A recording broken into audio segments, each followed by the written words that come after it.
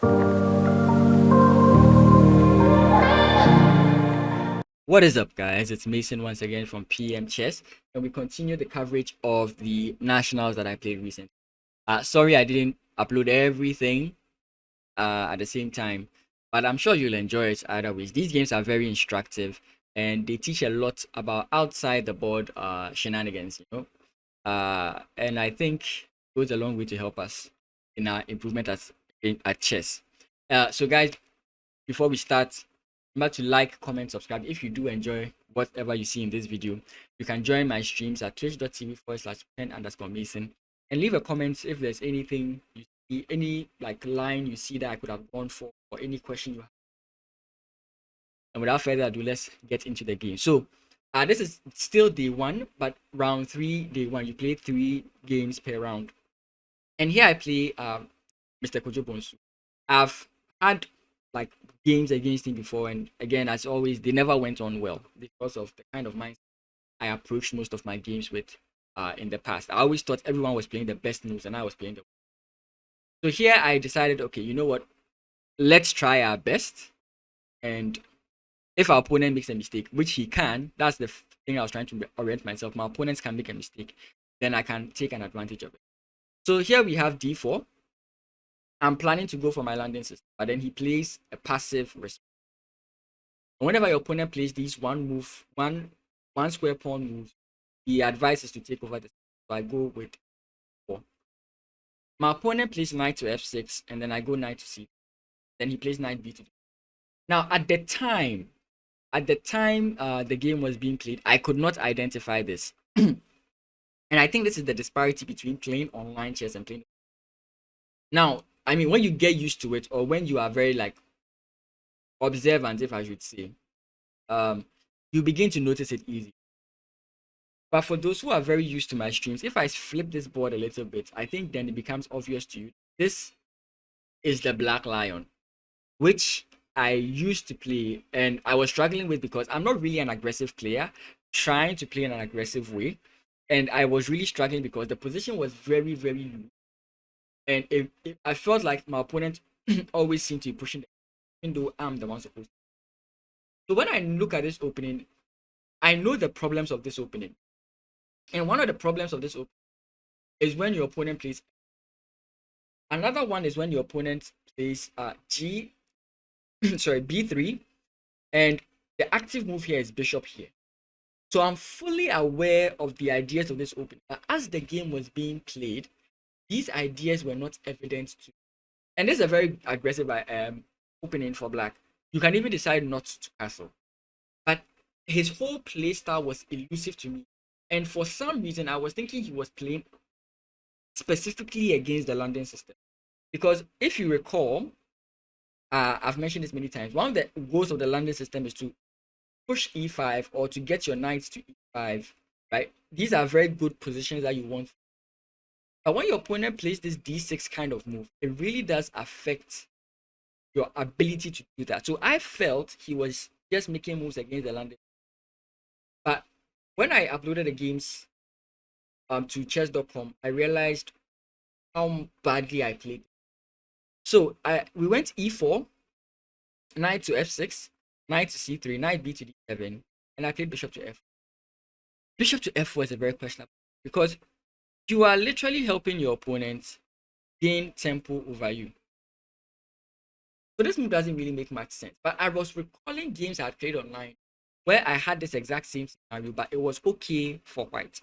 So I couldn't really recall the moves of the position, but I felt it was good, and I was like, okay, so I'll go through with it because this pawn is going to be very weak, in my opinion, right?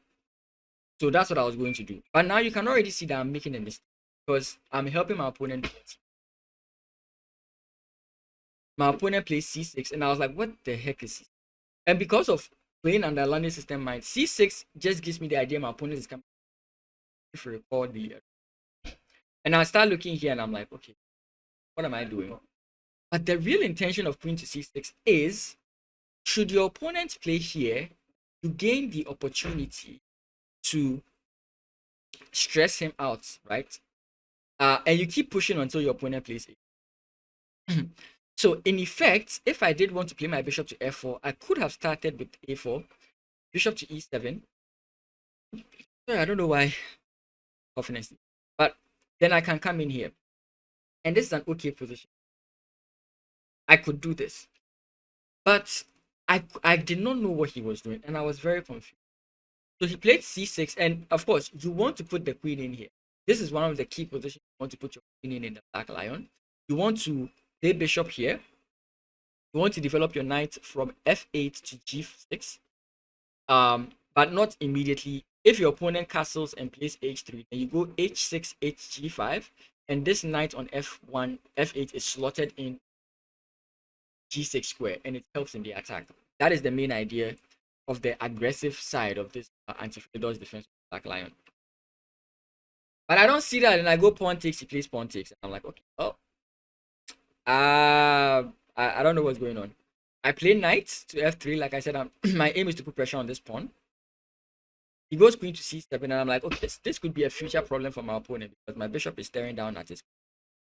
I mean, I could even consider this doesn't work, but the point is, this is possible. Right? Assuming my knight wasn't here, you can see that this is possible. Right? So queen there, and I'm like, okay. I don't think I played the opening well, but I think I'm fine. Bishop to c4, and I don't see this. He plays first he plays h6. The whole point is you kind of want to prevent your opponent from getting with the knight. He plays h6. I play h3, which is what you are looking for in the Black Lion, and then he plays b5. Again, like I said, this is idea she wants. And of course, I can't go here because of pawn. You bring your knight wherever you want to bring it to. Your position becomes very bad. So I go in with the move b4. I go in with the move bishop to d3. And when I go in with the move bishop to d3, I conclude that my bishop is trapped. My bishop on d3 is a useless piece. It's now been reduced to a pawn. Okay, that's fine. My position is still bad. So I'm still trying to figure out what my opponent. And I feel like, okay, maybe he wants to attack on the queen side, and then he suddenly shocks me. Bishop to e7, castles king side, g5, sorry. And I'm like, what is going on? I have no idea what this guy is doing. So I'm like, okay, so what do I do from here on? He's going to push g4.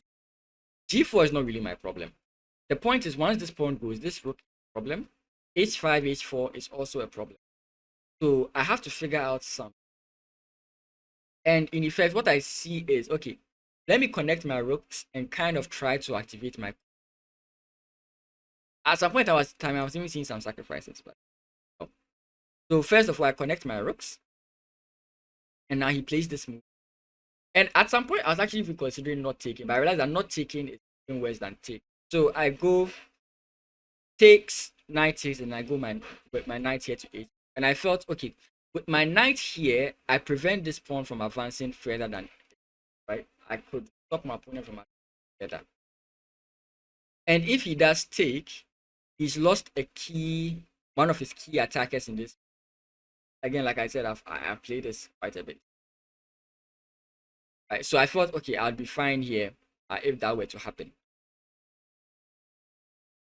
But he doesn't do that, and rather he goes bishop here. And for a brief moment, I considered this. And the reason is because, like, if you take, I take, I take, you are just allowing me to attack your king. This is a very easy position for me. Okay? And again, the king is going to be stuck in the center. This I could decipher from the position. The king is going to be stuck in the center. So if I can release this pawn from its position and go like e4, e5, e6, I can put some kind of pressure on our opponent. So anything to remove this pawn is. I kept seeing this looming idea. And it kind of messes me up, right? So I don't really like this. I really don't like this position. I could play takes, right? I don't really like this position. And I'm like, okay, f4 doesn't work. So what can I do? I play queen back to d2. This is a very simple move. I'm attacking his knight. If he defends it, I simply come in here. My knight is jumping into this square. I can maybe counter attack in some way, shape, right? But yeah, my opponent decides to play. He still doesn't take. I was really expecting him to take, but he doesn't take. He plays knight to c5, attacking my bishop. And again, remember what I said about my bishop? My bishop is trash. My bishop is bad. So I don't mind my opponent taking. So for example, if a3, knight takes, pawn takes, why do I like this? Let's say my opponent just doesn't also make it. I think d4 is very nice. I think d4 is a very nice move. Because again, I kind of deal with the pressure here with the queen. And let's say the queen runs away. I have very strong pawns. I have these very strong pawns. I can trade them off and exploit the weaknesses of my opponent's king. Because it may not be in this exact move order, but that's what I'm looking at. And I felt I could counter attack in this. So if he took my bishop, I had no problem. So I just ignored all that and went knight to f5. Why knight to f5? I'm blocking the bishop from the defense of this knight, and it's up for grabs. But my opponent goes big. And you see it immediately. You immediately and instantly see. I can bring a rook here. The king is in the center. This knight is still under attack. If he jumps back, I immediately take control.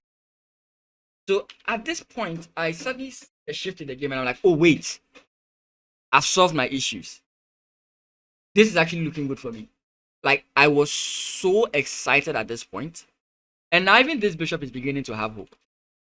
Again, funny enough, I considered some funny moves here. I considered, let's just, I don't know how to make them for our opponent.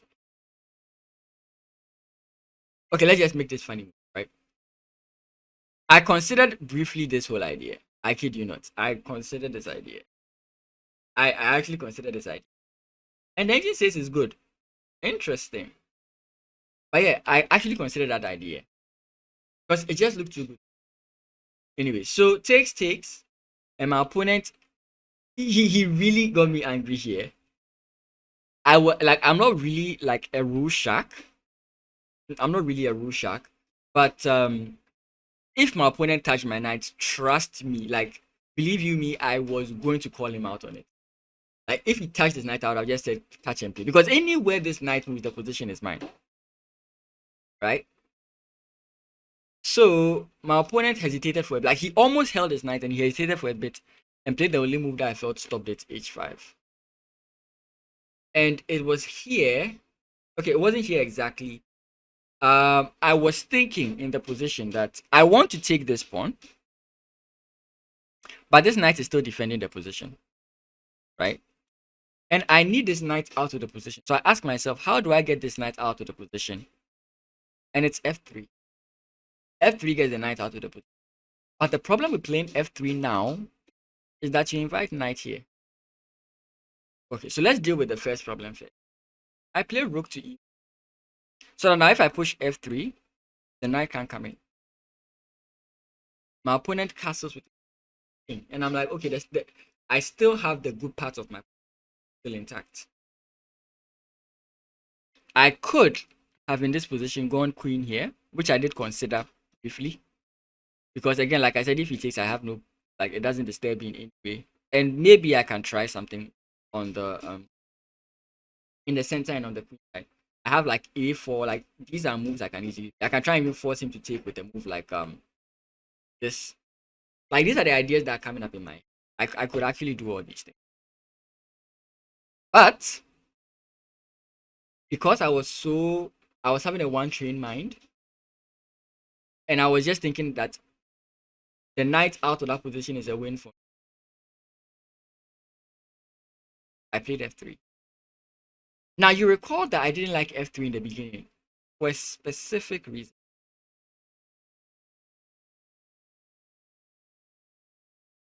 But I got so trigger happy and thought I was winning the game that I played f3. I did not see the following moves. See, when I played f3, my opponent thought for almost, I think, 10 minutes. And I felt I had got. I kid you not, throughout this position, I was thinking that I have got him. Not that I had won, but I had got him. Because I had spent the whole opening defending, and I wasn't feeling comfortable. I really wanted to push the envelope, now start asking him the question. So I thought, okay, now I've got it. Played h4.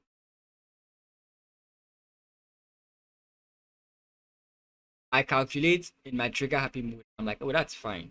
Of course, any other move is just kind of like bad. Yeah, takes, and you have to deal with this.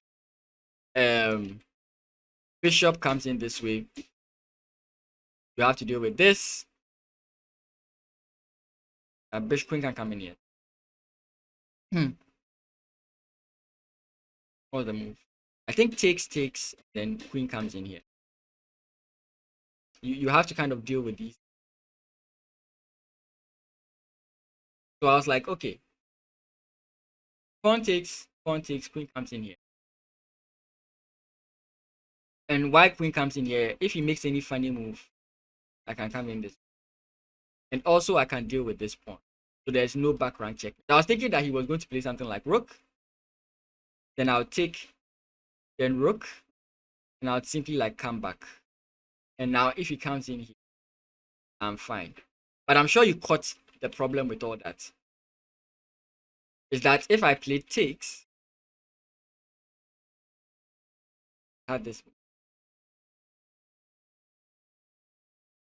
So in a moment of excitement, I played the worst possible move in the. Thought I was fine until my opponent played knight takes, pawn takes, queen check.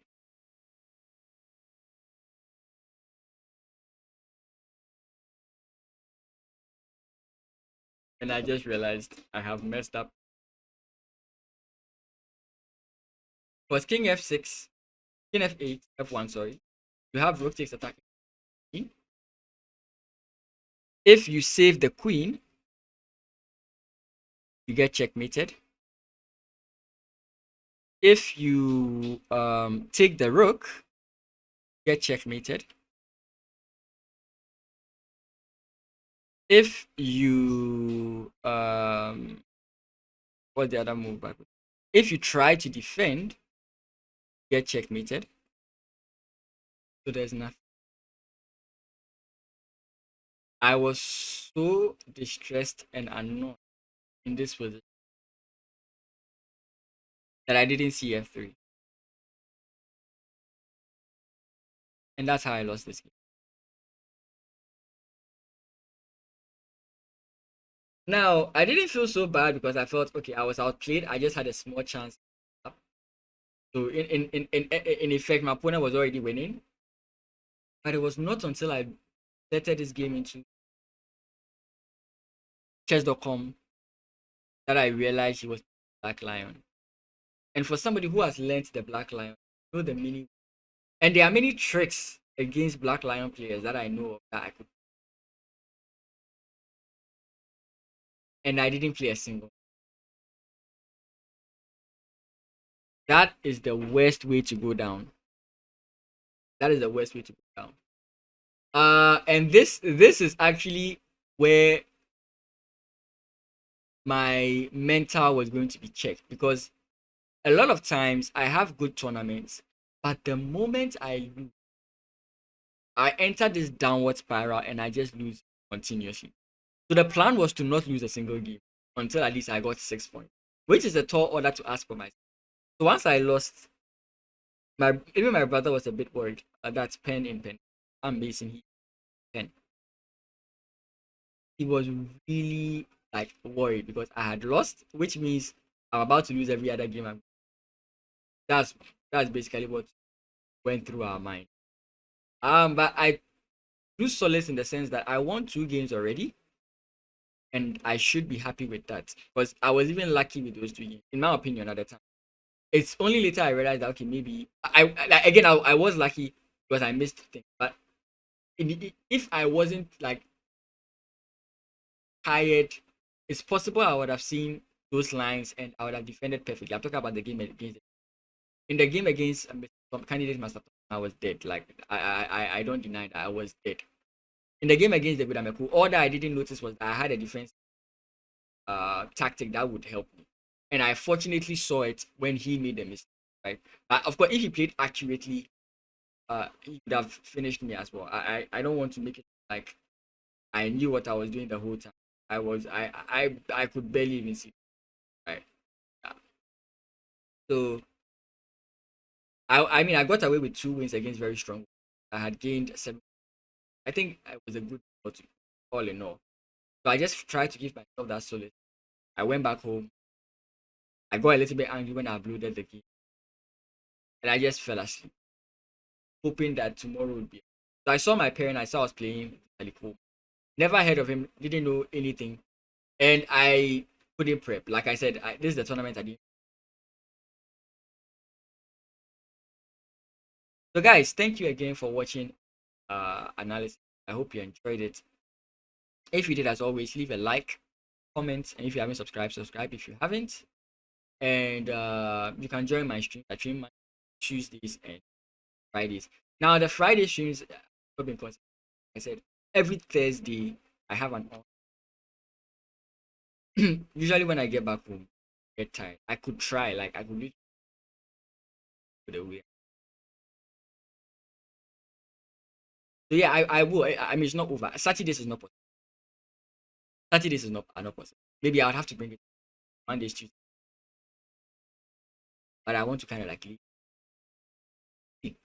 Again, thank you guys for watching. I appreciate it. See you in day 2, round 4 of the nationals. Thank you guys so much for watching.